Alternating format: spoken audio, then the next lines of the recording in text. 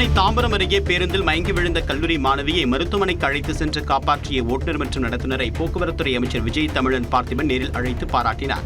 மேற்கு தாம்பரத்திலிருந்து திருவான்மியூர் நோக்கி சென்ற பேருந்தில் பயணித்த மாணவி திடீர் என்று மயங்கி விழுந்தார். அப்போது துரிதமாக செயல்பட்ட ஓட்டுநர் லட்சுமணன் பேருந்தை நேரடியாக தாம்பரம் அரசு மருத்துவமனைக்கு ஓட்டிச் சென்று பெண்ணை மருத்துவமனையில் அனுமதித்தார். இந்நிலையில் இதனை பாராட்டக்கூடிய விதமாக ஓட்டுநர் லட்சுமணன் மற்றும் நடத்துனர் கீதர் இளையராஜா ஆகியோரை போக்குவரத்துத்துறை அமைச்சர் விஜயன் தமிழன் பார்த்திபன் நேரில் அழைத்து பரிசு வழங்கியும் தன்னுடைய சொந்த பணத்திலிருந்து 5000 ரூபாய் வழங்கியும் பாராட்டினார்.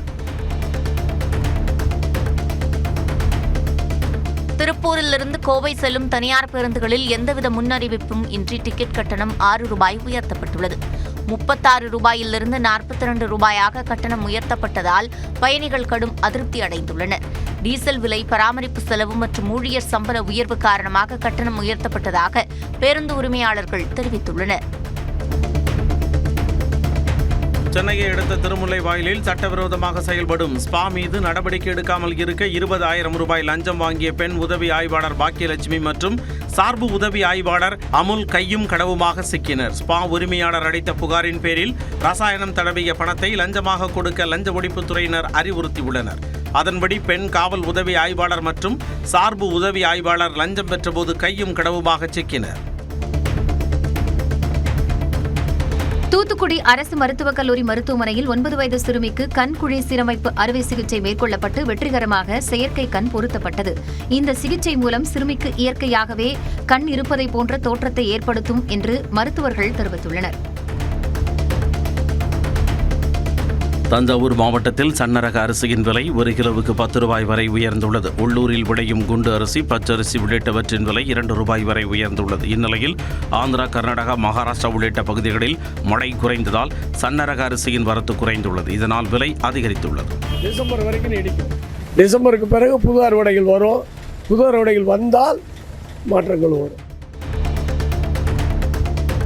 நீட் தேர்வு முறைகேடுகளை கண்டித்து ஈரோடு, திருப்பூர், தேனி, மதுரை உள்ளிட்ட மாவட்டங்களில் இடதுசாரி மாணவர் மற்றும் இளைஞர் அமைப்புகள் ஆர்ப்பாட்டத்தில் ஈடுபட்டன.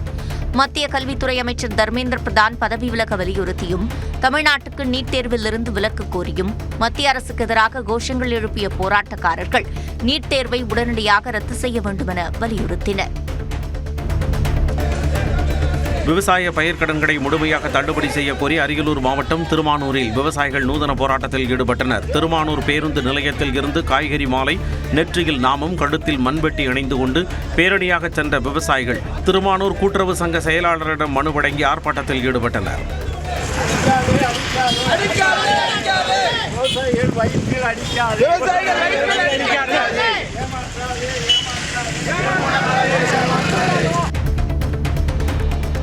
போதைப்பொருள் சர்ச்சையில் சிக்கிய அமைச்சர் சரத்குமாரை பதவி நீக்கம் செய்ய வலியுறுத்தி சென்னை தாம்பரத்தில் காவல்துறையின் தடையை மீறி ஆர்ப்பாட்டத்தில் ஈடுபட்ட திமுகவினர் கைது செய்யப்பட்டனர்.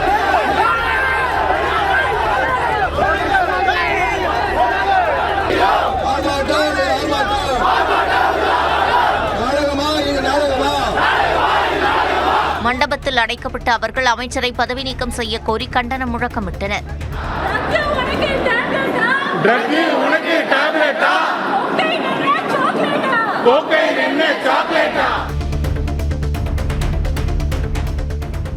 போதைப்பொருள் பயன்பாடு தொடர்பான சர்ச்சைக்கு மத்தியில் அமைச்சர் சரத்குமார் விழுப்புரம் மாவட்டம் மேல்மலையனூர் அங்காளம்மன் கோவிலில் அம்மனை மனமுருகி வழிபாடு செய்தார். கோவில் உட்பிரகாரத்தில் உள்ள தியான மண்டபத்தில் அமர்ந்து சில நிமிடங்கள் தியானத்தில் ஈடுபட்டார்.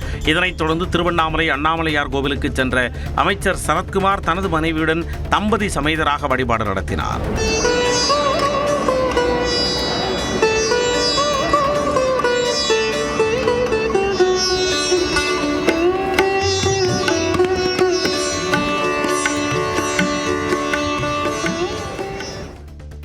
தபால்காரர் வீட்டில் 7 மூட்டைகளில் தபால்கள் கைப்பற்றப்பட்டது பரபரப்பை ஏற்படுத்தியிருக்கிறது.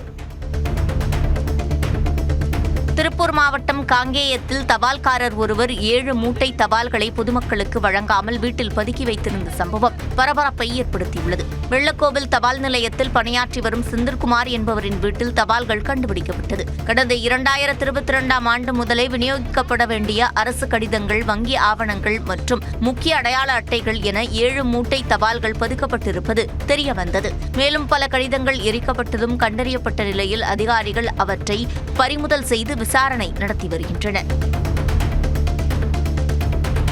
சென்னை விமான நிலையத்தில் சர்வதேச முனையத்தின் வருகை பகுதியில் திடீரென மேற்கூரை அமைக்கப்பட்டிருந்த பால் சீலிங் உடைந்து விழுந்ததால் பரபரப்பு ஏற்பட்டது.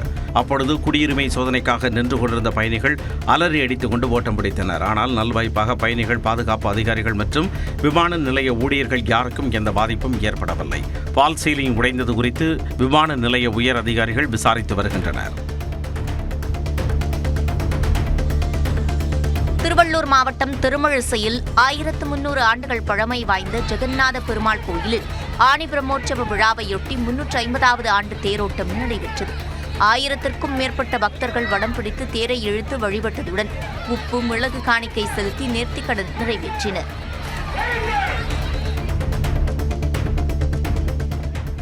நீட் தேர்வை ரத்து செய்ய வலியுறுத்தியும் மத்திய கல்வி அமைச்சர் தர்மேந்திர பிரதான் பதவி விலக கோரியும் செங்கல்பட்டு மாவட்டத்தில் இந்திய மாணவர் சங்கம், ஜனநாயக மாதர் சங்கம் உள்ளிட்ட அமைப்பினர் ஆர்ப்பாட்டத்தில் ஈடுபட்டனர். செங்கல்பட்டு புதிய பேருந்து நிலையம் அருகே நடைபெற்ற ஆர்ப்பாட்டத்தில் நீட் தேர்வு வினாத்தாள் வெளியானதை கண்டித்தும் தேசிய தேர்வு முகமை செயல்பாடுகள் குறித்து நீதித்துறை விசாரணை நடத்த வேண்டும் என்ற கோரிக்கையை எழுப்பியும் முழக்கங்கள் எழுப்பப்பட்டன.